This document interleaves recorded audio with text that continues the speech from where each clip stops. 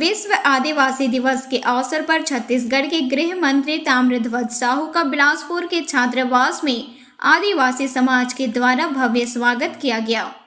इस कार्यक्रम में समाज की ओर से बिलासपुर जिले में भवन निर्माण के लिए प्रस्ताव गृह मंत्री के समक्ष रखी गई थी, जिसको लेकर गृह मंत्री ताम्रध्वज साहू ने हरी झंडी दिखाते हुए कहा कि प्रदेश के मुख्यमंत्री के द्वारा छत्तीसगढ़ के लगभग सभी समाज के लिए भवन निर्माण हेतु घोषणा की गई है।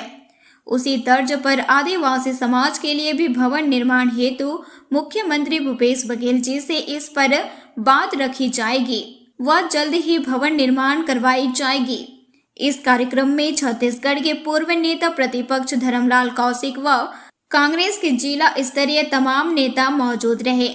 विश्व आदिवासी दिवस के अवसर पर समाज ने मणिपुर में जिस तरह महिलाओं के साथ बर्बरता हुई है, उसको लेकर के बिलासपुर में आक्रोश रैली निकाली जा रही है, ताकि मणिपुर सरकार को वहां से तत्काल हटाकर वहां राष्ट्रपति शासन लगाया जा सके।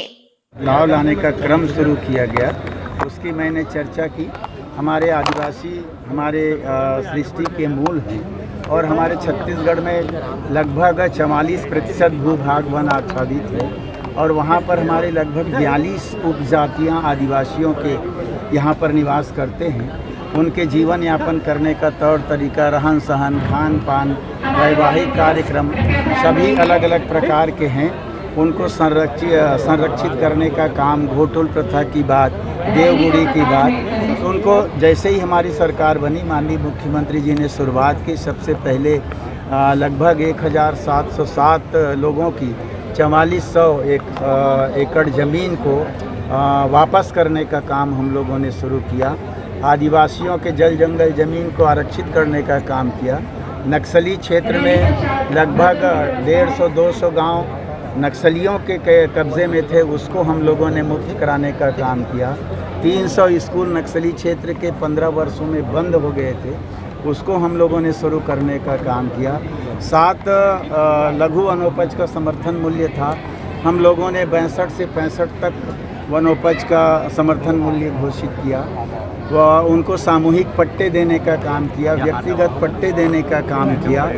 हम लोगों ने लगातार कोशिश की है कि आदिवासियों को जीवन में बदलाव आए, मुख्यधारा से जुड़े। अबूझमाड़ जैसे क्षेत्र में जहाँ कोई पहुँच नहीं पाता, उन जगहों पर भी हम पहुँचे हैं। हमारे चिकित्सा के क्षेत्र में हम लोग हाट बाज़ार क्लिनिक का जो व्यवस्था किए हैं, जहाँ बाज़ार लगता है आदिवासी क्षेत्र में, वहाँ हमारा क्लिनिक जा कर के इलाज करता है। कुपोषण बहुत ज़्यादा था जंगल इलाके में, सुपोषण अभियान चलाया गया, मलेरिया मुक्त बस्तर का अभियान चलाया गया। बहुत सी योजनाएं हमारी सरकार बनने के बाद मुख्यमंत्री माननीय भूपेश बघेल जी ने चलाई, जिसके चलते आज आदिवासियों के जीवन में लोग कहते हैं कि बड़े बड़े लोग अंग्रेजी मीडियम के स्कूल में पढ़ते हैं, 70,000 80,000 फीस। आज हम लोग Swami Atmanand English medium school हम लोगों ने वनांचल में भी चालू किया है, जहां मुफ्त में हमारे आदिवासियों के बच्चे भी अंग्रेजी की शिक्षा प्राप्त करें।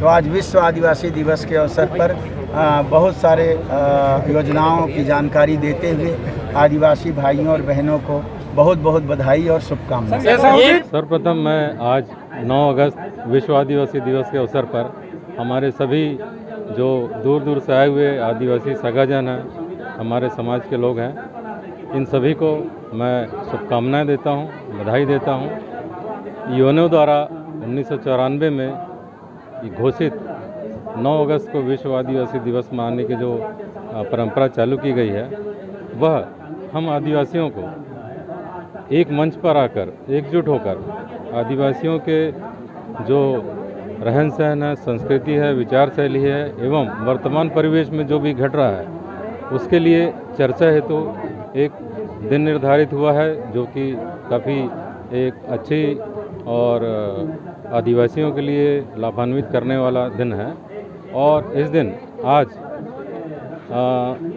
सरकंडा के गुणवाना भवन में कार्यक्रम आयोजित किया गया। हमारे समाज के सभी सगाजन यहाँ एकत्रित हुए हैं, अपने विचार सबके सामने रख रहे हैं, आदान प्रदान हो रहा है। और इस अवसर पर चूँकि ये जो प्रांगण है, ये भवन है, हमारे समाज के ही दानवीर, हमारे जो गुण समाज के थे दादा हरिदीन पोर्ते जी द्वारा समाज के कार्यों हेतु दान दिया गया है। शासन से भी यह मांग करी है कि शहर में एक जो भवन है आदिवासी समाज जिसमें सारे आदिवासी लोग एकत्रित होकर आयोजन कर सकें, ऐसे भवन की मांग की गई है। और शासन के माननीय मंत्री जी, पीडब्ल्यूडी मंत्री, इस जिले के प्रभारी मंत्री माननीय ताम्रध्वज साहू जी आए थे। उन्होंने भी इन मांग को सुना है और उन्होंने आश्वासन दिया है नगर विधायक की उपस्थिति में एवं संसदीय सचिव की भी उपस्थिति में कि यह भवन शीघ्र ही इस मांग को पूर्ण की जाएगी और भवन तैयार हो जाएगा।